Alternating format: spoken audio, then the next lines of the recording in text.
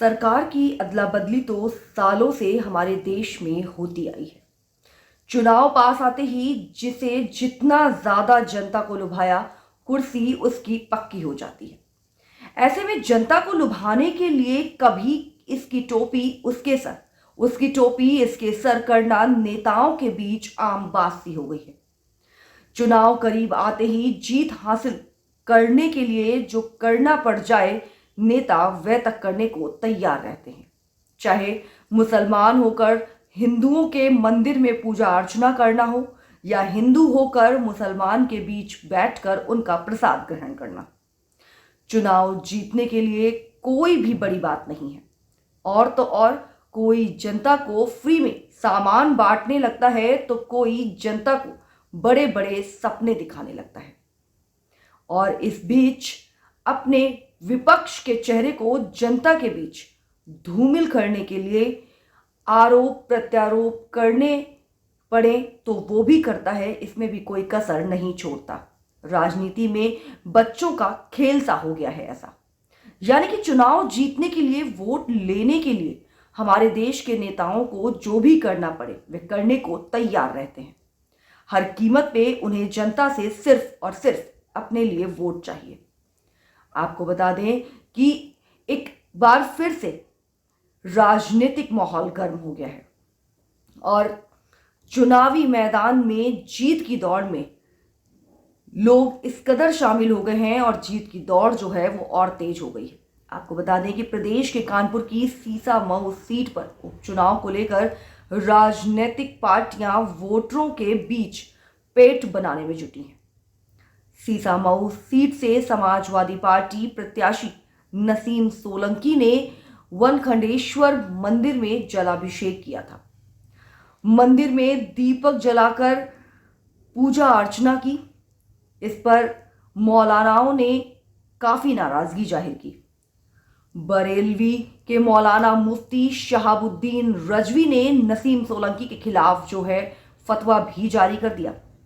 इस पर अब भाजपा का हमला सामने आया है।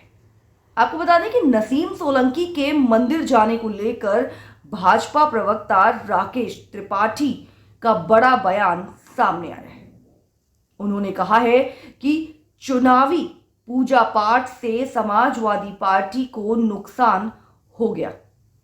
राकेश त्रिपाठी ने यह भी कहा कि समाजवादी पार्टी जिस आग को भड़काने की कोशिश करती रहती है, आज वह खुद उसमें घिर गई है। सपा की लगाई आग में उसके प्रत्याशी आ गए हैं। आग भड़काने वालों को समझना चाहिए कि एक दिन ये आग उनके घरों को भी झुलसा सकती है।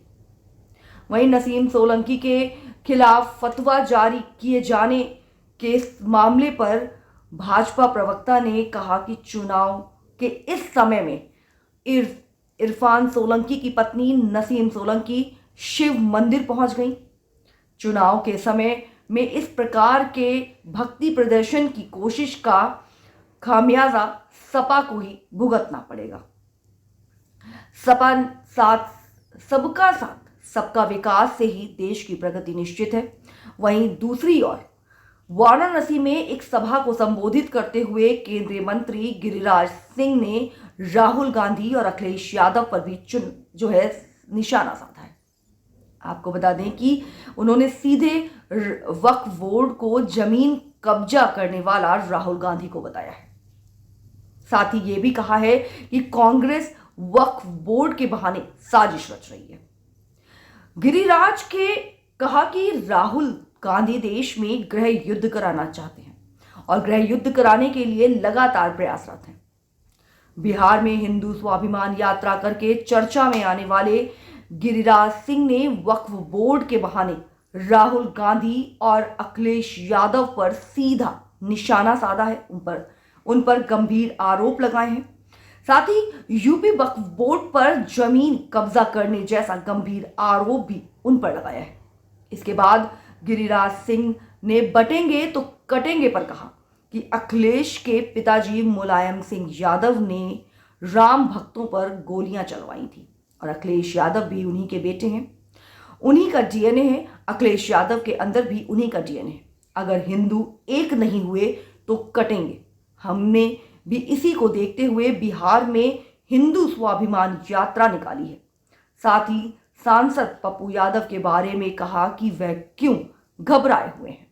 खैर, इस तरह के दांवपेच तो चुनाव के करीब आते ही राजनीति में स्वाभाविक है, क्योंकि चुनाव जीतना इन नेताओं का मकसद होता है और वह किसी भी हाल में सिर्फ और सिर्फ जनता के वोट अपने नाम करना चाहते हैं। और इसके लिए अगर इन्हें विपक्ष पर कटाक्ष भी करना पड़े तो उससे भी नहीं चूकते, क्योंकि ये विपक्ष के प्रति कटाक्ष एक इनका साधन है जिसके जरिए वे जनता को अपनी तरफ करते हैं और चुनाव जीतने का भरपूर प्रयास करते हैं। बाकी चुनाव का रिजल्ट क्या होगा, जनता किसके पक्ष में झुकेगी, ये तो हमेशा से ही समय बताता आया है। बाकी बने रहिए हमारे साथ, क्योंकि खबर के हर चौराहे पर पोस्टमैन मिलेगा सत्य के संदेश के साथ। जय हिंद, जय भारत।